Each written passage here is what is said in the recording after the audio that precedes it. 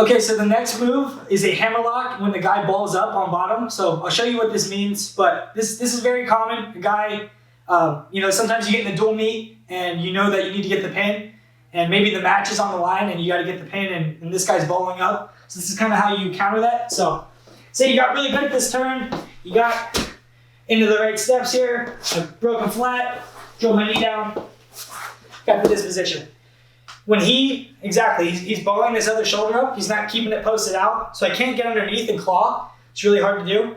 I'm gonna focus on the other steps that I mentioned. So I'm gonna pull this across, again.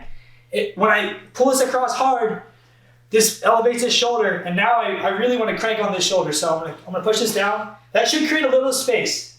So I can start to wiggle this through, get my back points, all right? And again, really depends on how tough this guy is. Jason's very tough, so he's not gonna stick his arm out and let me turn him, so I'm gonna have to do some work here. So I pull this across really hard here. And again, another option you can do with the same technique. So say he's still balling up, I'm doing this right. I can reach across, so here, spin just a tap. So he's balling up, I'm even really cranking on this shoulder, and nothing's happening still. So I can just hook. I'm gonna keep like pterodactyl arms, I guess, like a T-Rex. I'm gonna stay tight. I'm gonna pull him just over.